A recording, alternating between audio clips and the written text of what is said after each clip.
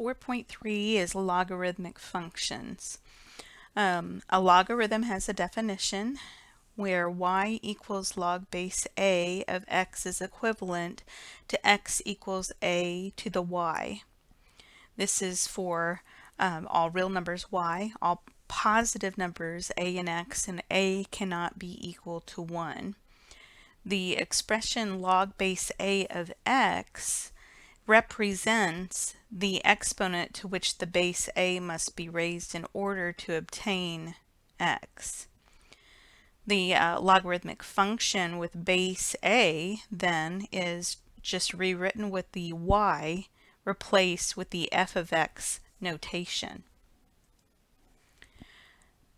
Now, a logarithm with a base a of a positive number x, denoted by log base a of x, is defined by log base a of x equals y if and only if a to the y equals x, where a is greater than 0 and a is not equal to 1 and x is a real number.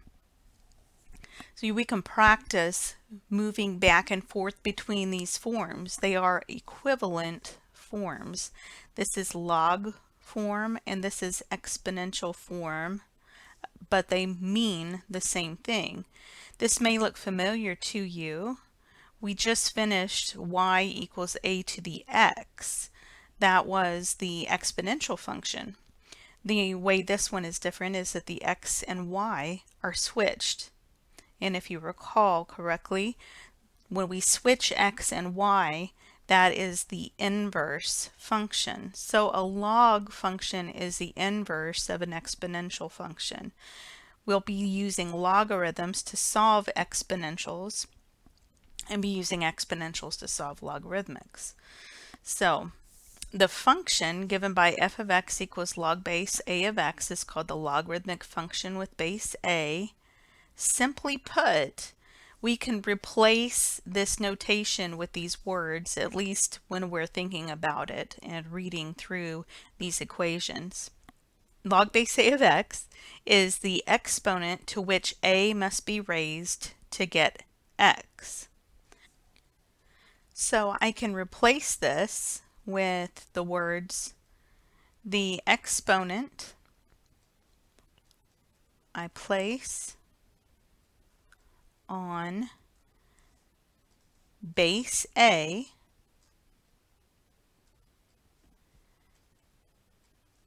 to get x is y. The exponent I place on base a to get x is y. And if you look up in exponential form, the exponent we place on the a to turn it into x is the y. It does take some practice switching back and forth between the forms, so let's get some practice in. On the left side we have exponential form of equations, and on the right side logarithmic form. So let's change this exponential form to log form. In log form, we're of course going to have log. The base is the subscript number, just a little bit lower and smaller than the other things on that line. And so when we're looking in exponential form, the base is the thing that has an exponent sitting on it. So this is the base. In log form, we write that as the subscript. And I know that a log is an exponent. A log is an exponent, so the exponent here is -3/2. So that is what our log is going to equal. A log is the exponent. And the argument is the 0.125. Let's read through this again using our sentence. The exponent I place on base 4 to turn it into 0.125 is -3/2. And you can try that in the calculator and see that that does work. Now, This seems a little bit elementary, but I find it's very important for students to discipline themselves to write this correctly. If you are not writing it correctly, then more than likely you're not thinking about it correctly and you're going to make some grave errors as we go through. It's important that we understand this basic definition of log to exponent form in order to move on. So when we're writing our log, we need to make sure that that base 4 is a little bit lower. It's not sitting at grand level. It's a little bit lower as a subscript. This is at the same level as the log, as is the y. Okay, so make sure that you write it this way. Some folks tend to start making this look like it's a log of 4 to the 0.125, and that is not what that is even saying. So make sure that you're very careful with the way that you write this out. All right, now we have something in log form that we need to write in exponential form. Well, what is the base in exponential form? The base in exponential form is the same as the base in log form. So it's a 10. And what is the exponent that we put here? We know that a log is an exponent. And then that 10 cubed is the 1000, the argument of the log. We can try that again with this. This is your base. A log is an exponent, so we have the base to the exponent is the argument of the log. In other words, the exponent I put on 8 to make it 512 is 3. Here I have an exponential form of the equation. I'm going to change that to log form. My base is 2. Remember, the thing over here that has an exponent sitting on it is the base. So log base 2 of 32 is 5. The exponent I put on 2 to make it 32 is 5. Here, e squared is x, so I'm going to write log base e. And I know that a log is an exponent. My exponent is 2. And my argument is what that exponential expression equals. So the exponent I put on e to get x is 2. This is also written as natural log of x equals 2. Base e logarithmic equations are used so often that that we have our own notation, its own notation for that, and it's a natural log. When it's a natural log, the base is e, the base is always e for natural log. You don't have to write it in. So you will not see log base e of x. You'll just see natural log of x. This next one is a logarithmic to exponential. Our base is 4. Remember that a log is an exponent. So we have 4 to the negative 3, and that is what the argument of the log is equal to. Here I have 5 to the 1 is 5. And here, natural log of 20 is x. Remember, when you have natural log, automatically that base is e. So we have e to the x is 20. Similarly, when we have the natural log has a base e, when I have a log base 10, we don't have to write that. We could also write that as log of 1,000. If you do not write the base in there, it is automatically assumed to be a base 10. This is the common log. Let's practice solving these equations, and we're going to do that by thinking through the definition of an exponential to log conversion.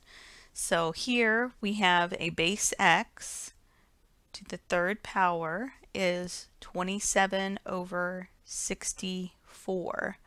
So we're going to want to take the cube root to be able to find the cube root of 27 over 64. The cube root of 27 is 3, and the cube root of 64 is 4. So what this says is the exponent that I put on 3/4 to turn it into 27/64 is 3. So you can see how that is true. Here I have this logarithmic equation. I'm not going to change this to exponential form this time. What I can do is change that root to a rational exponent. So it's x equals the log base 7 of 7 to the 1/5. So ask yourself, what is the exponent I put on 7 to make it 7 to the 1/5? And that would be 1/5. Here, log base 2 of x is 3. I can change that to exponential form. 2 cubed is x, and x then is 8. Here I have x is 12 to the log base 12 of 5. Now there is a log in that equation, but it is in exponential form. So what we will need to do is change it to log form. Okay, so the log base 12, and remember a log is an exponent. Your exponent is log base 12 of 5, and the argument goes here for that. And now I see if the log base 12 of x is equal to the log base 12 of 5, the only way that could be true is if the arguments are equal. X must equal 5. Here I have x to the negative 2 is 16. So there's a variety of ways you could work on this. One thing that you could do is say that x squared is 1/16 and then take your square root. So x is 1/4. We're not going to do plus minus on this because our base of the log can only be a non-negative number. It can't be 0 and it cannot be 1. So don't worry about putting the plus or minus for this one. Here I have 4 to the 7/2 is x. So I just simplify that. This is the square root of 4 to the 7th. And I know that that means 2 to the 7th equals x. And when you put that into the calculator, if you need to, you'll get 128. So the exponent I put on 4 to make it 128 is 7/2, and you can verify that in your calculator quite easily. Here the log base 1/3 of x plus 6 is negative 2. So I have 1/3 to the negative 2 is equal to x plus 6. So x is going to be equal to 1/3 to the negative 2 plus 6, which is, this will be a 9 plus 6 is 15. So x is 15. Log base x minus 4 of 19 is 1. So I have x minus 4 to the 1 is 19, and there's real no reason for me to write parentheses or even to show an exponent of 1. It's already understood. So I have x is 23.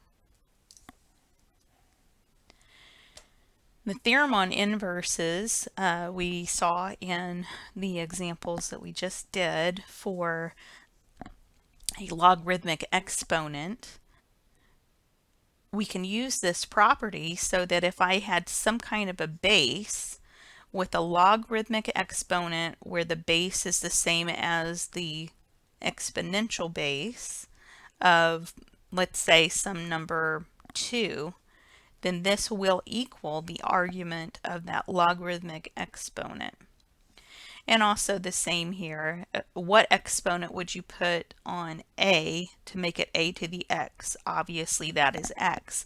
It's just harder to recognize it when you get into a problem with actual numbers. And if you had something like a log base 2 of 17.3 to the 2. Whoops. So if you had something like log base 17.3 of 17.3 to the 5th, we know that we can simplify that as just 5. It's just the exponent on the argument of the log is what it simplifies to be to. And we can explore that property later on when we learn more about logarithms. Graphing a logarithmic function. It's not a fun thing to keep it in the log form to graph. What you are going to want to do is change this to exponential form. Exponential form says the base is 2, and remember that a log is an exponent, so the exponent here is y equals the argument of that log. So now we have a new equation, a new form of the equation that's going to be a little bit easier for us to find some values for. Now we're used to finding values of x and finding the y, but on this one we're going to have to find values of y to put in to get out an x. So let's try values from -2 through +2 and see where we can get with that. Maybe start at the bottom of that. 2 squared is 4. 2 to the first is 2. 2 to the 0 is 1. 2 to the -1 will give me a half, and 2 to the -2 will give me 1/4. Let's graph that and see where we get. So that's 1/4 -2. A 1/2 -1, 1 0 2 1, and a 4 2. Okay, and you could even try think about putting another number in there like 3. 2 cubed is going to be 8, so we have the 0.83. So after a while it's just kind of slowly growing. Never goes completely flat, but it sure slows down its growth. And here we're getting closer and closer and closer to the y-axis.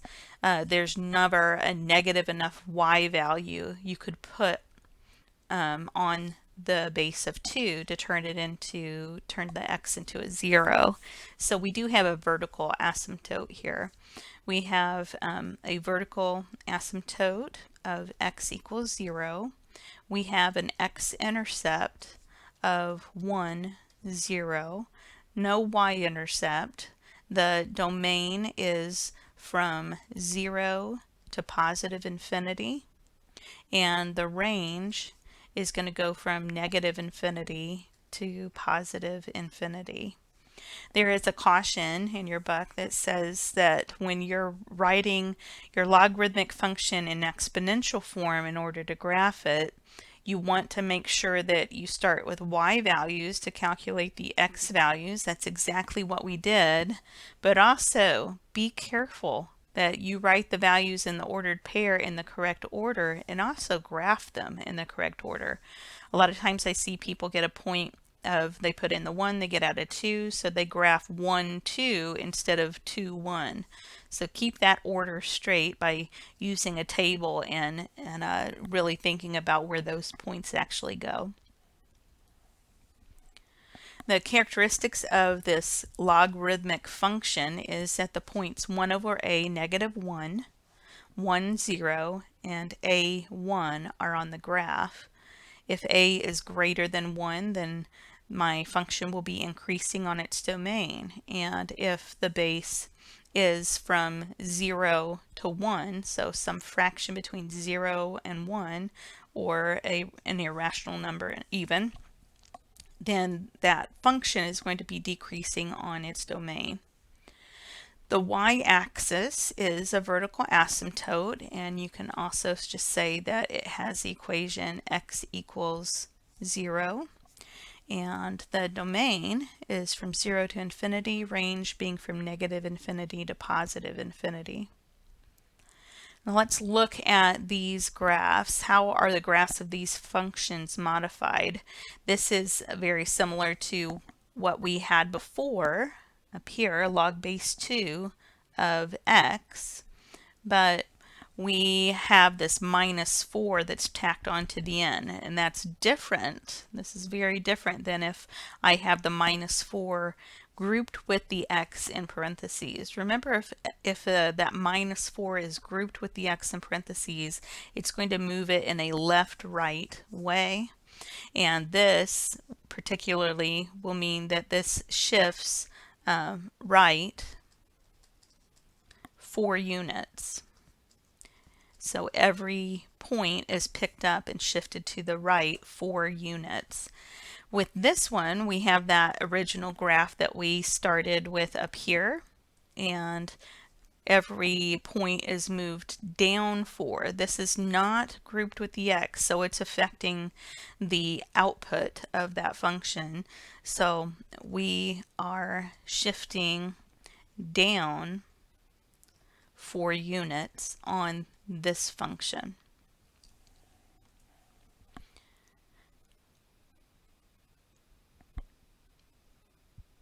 The properties of logarithms are going to be used to be able to help us solve complex logarithmic equations later on.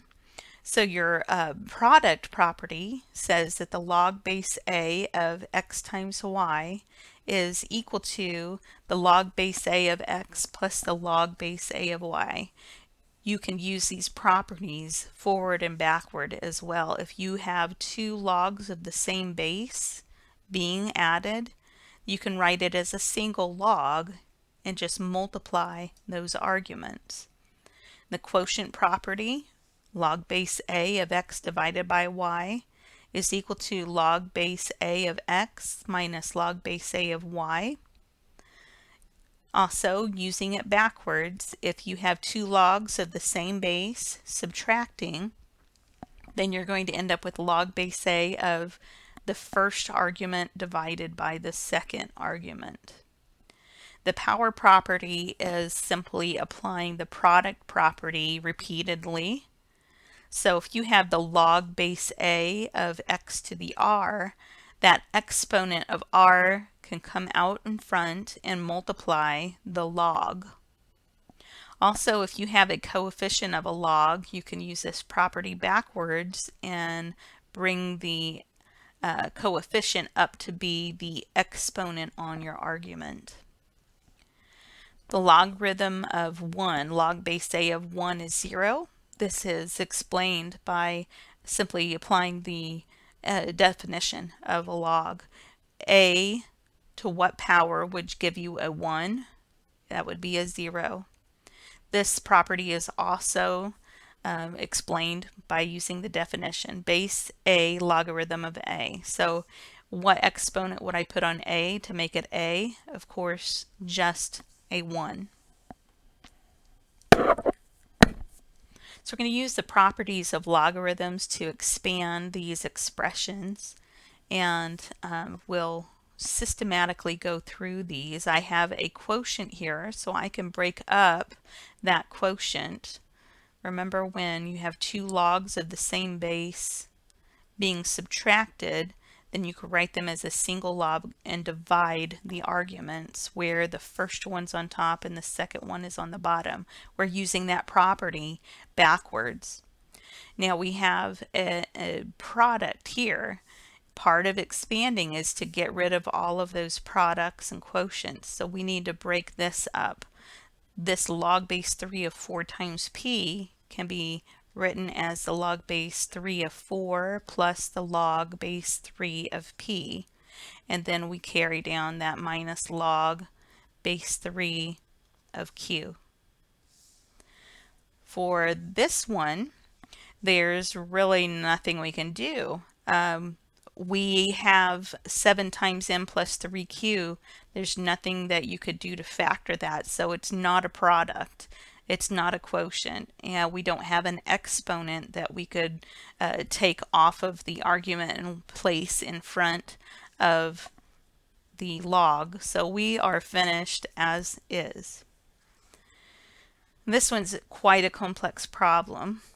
Log base 3 of the cube root of m to the 5th n to the 4th t squared. One thing that you need to remember is that a cube root is a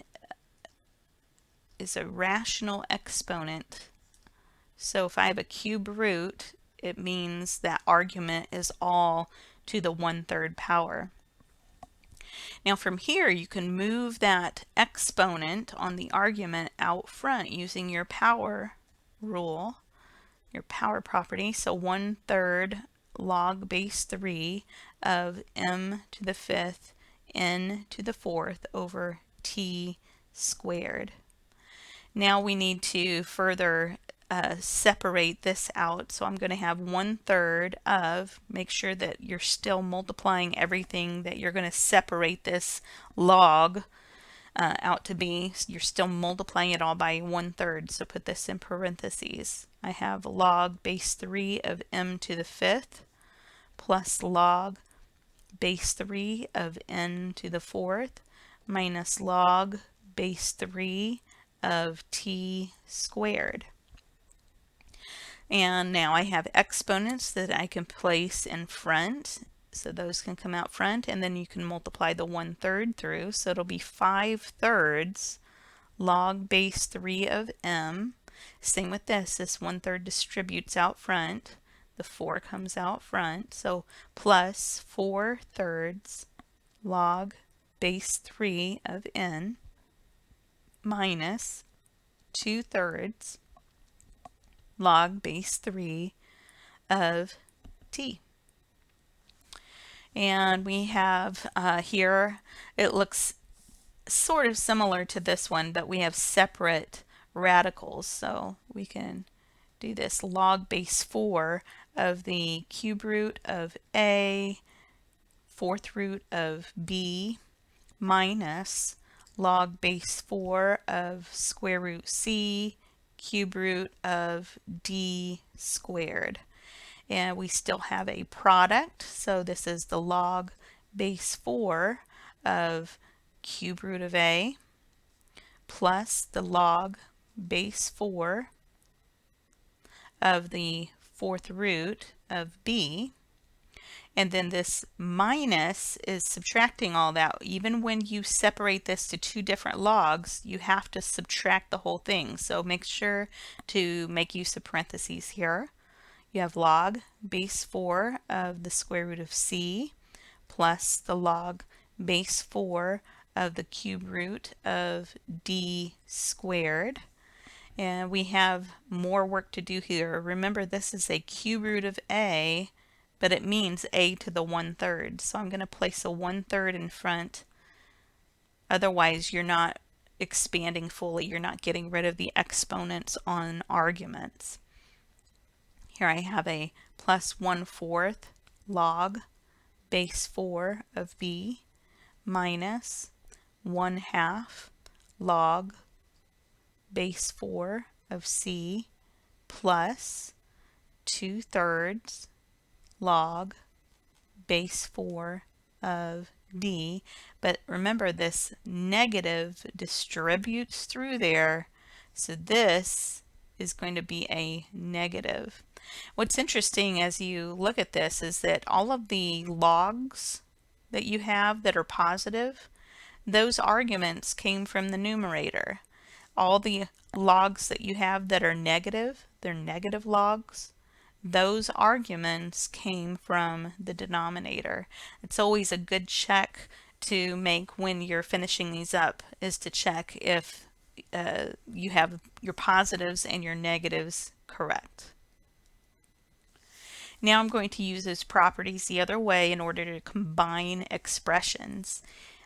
First, we can go ahead and put these two logs together. So this is log base b of k times m. I'm subtracting log base b of a. And now I have two logs being subtracted, so I'm going to write them as a single log, where the positive log has the argument on top, the negative log has the argument on the bottom. And then I have here 3 being subtracted. This can get pretty tricky here if you write it this way. Log base p minus parentheses log base b of q plus log base b of r. I'm going to factor, with this method, I'm factoring out that negative out of those two. So I can write log base b of p minus log base b of qr. And so one more step, I'm going to take the log base b of p and divide that by qr. And again, it's consistent. A positive log, its argument is on top. A negative log, its argument is on bottom. Another negative log, its argument is on the bottom. All right. We have here a coefficient of our log on example 3. We're going to have to hop that up and let it be the exponent on the argument. So log base a of z plus 7 to the 5th plus my log base b of 2z plus 9. And that's all that you can do with this. Don't be tempted to go any further because we have a base a and we have a base b. We can't use those properties to put those together because they're not of the same base. So the only thing that you can do is use your power rule for this one. All right.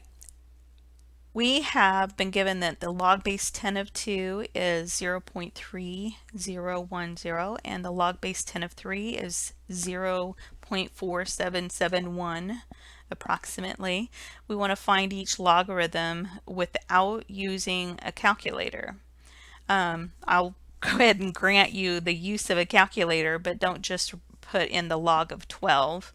What we can do is break 12 down to be the product of 2 times 2 times 3.